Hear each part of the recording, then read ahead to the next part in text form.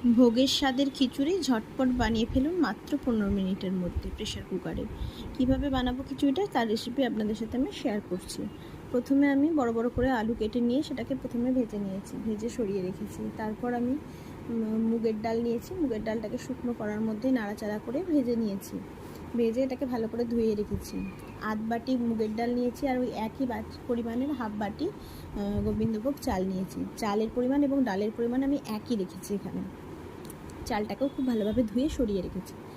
এবার আমি খিচুড়ির জন্য যে যে ভেজিটেবলসগুলো আমি দিয়েছি সেটা হচ্ছে বিনস, গাজর। আপনারা ইচ্ছা করলে অন্য কিছুও দিতে পারেন ভেজিটেবলস। আমার কাছে বিনস, গাজর আর আলু ছিল, আমি সেটাই দিয়েছি। ইচ্ছা করলে আপনারা মটরশুঁটিও অ্যাড করতে পারেন এতে।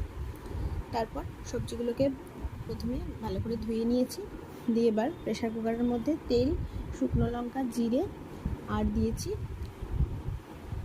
তেজপাতা ফোড়নে দিয়ে তারপরে আমি ফোড়নটা খুব ভালোভাবে এসে গেলে আমি সবজিগুলোকে দিয়ে দিয়েছি, বিনস আর গাজরগুলো একটু নাড়াচাড়া করে নিয়ে আমি ওই প্রেশার কুকারের মধ্যে জল ঢেলে দিয়েছি। প্রেশার কুকারের মধ্যে জল ঢেলে দেওয়ার পরে আমি একে একে মশলাগুলো এর মধ্যে অ্যাড করছি। সেই মশলাগুলো হলো আদা গ্রেট করা কিছুটা, 1 চামচ ধনে গুঁড়ো, 1 চামচ জিরে গুঁড়ো, হাফ চামচ হলুদ গুঁড়ো আর কয়েক টুকরো কাঁচা লঙ্কা।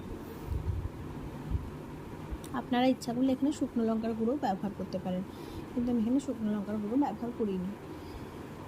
তারপর আমি একে একে চাল ডাল একসাথে দিয়ে দিয়েছি প্রেশার কুকারের মধ্যে, দিয়ে তারপর পরিমাণ মতো নুন, চিনি, টমেটো কতগুলো স্লাইস করে রেখেছিলাম টমেটো স্লাইসও এর মধ্যে দিয়ে দিয়েছি। দিয়ে ভালো করে চাল ডালটাকে নাড়িয়ে আমি প্রেশারের ঢাকনা আটকে দিয়েছি। প্রেশারের ঢাকনা আটকে আমি হাই ফ্লেমে 2টো সিটি মেরে আমি গ্যাসটা বন্ধ করে রেখেছি। ভেপার পুরো কমে গেলে আমি খিচুড়ির ঢাকনা খুলে দেখবো, যদি জল অ্যাড করতে লাগে অল্প একটু জল অ্যাড করবো। এই খিচুড়িটা একটু ঘন ঘনই হয়।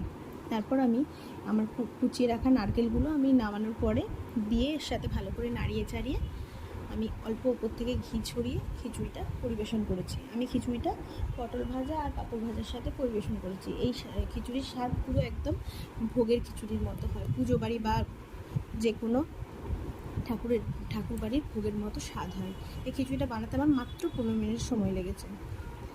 আপনারা বাড়িতে বানিয়ে ট্রাই করতে পারেন। আমার এই ভিডিও ভালো লাগলে আমার চ্যানেলটাকে লাইক করে সাবস্ক্রাইব করে দেবেন। Thank you.